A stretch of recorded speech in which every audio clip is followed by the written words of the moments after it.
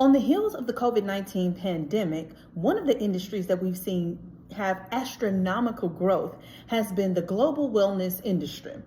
This is categorized by things like fitness and wellness, wellness tourism, wellness real estate, all of these different options when you think about people trying to be more intentional about taking care of themselves. Well, at the top two, we see that wellness tourism is number one, followed by spas, number two in terms of the market share. This is important to know because it's an indicator that like never before, people are trying to get away, to take breaks from their lives, to escape and have these moments of escapism where they can really turn towards taking care of themselves, not just necessarily in the realm of vacations and having leisurely trips, but also being more intentional about turning inward and having opportunities for wellness tourism that usually leads to things like actually using spas and saunas and yoga retreats and wellness things that are specifically focused on doing internal work, resting and rejuvenating with intention. And so this is very important because it's an indicator to us that firstly, the wellness industry and its $5.6 trillion is not the solution or the fix to our problem. It begs for us to start digging beneath the surface to consider what is it in the first place that's causing the chronic amounts of stress that's leading us to pour more and more money into trying to find solutions and wellness externally.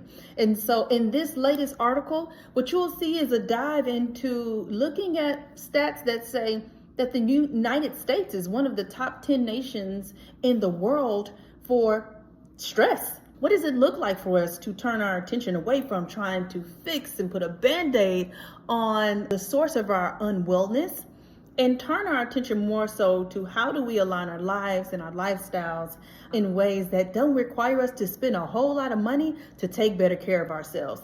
That's what this article is about. So head on over and check it out. I make some recommendations for things that don't have to cost much money, but that are proven to actually de-stress and help people have better wellness as an embedded part of their lifestyles. Things like connecting to nature. Now, this is free. And this is one example from the article.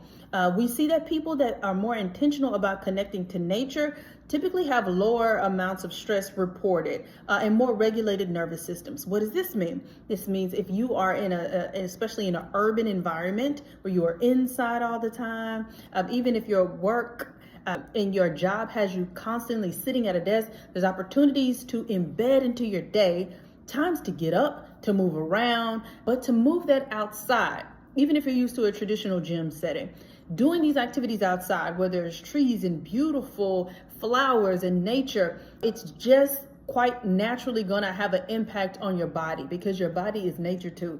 And so that's just one of the recommendations in this article in terms of wellness, because what we see and what we're learning is that the wellness industry isn't the fix we need, although it's also great to be able to leverage it as well.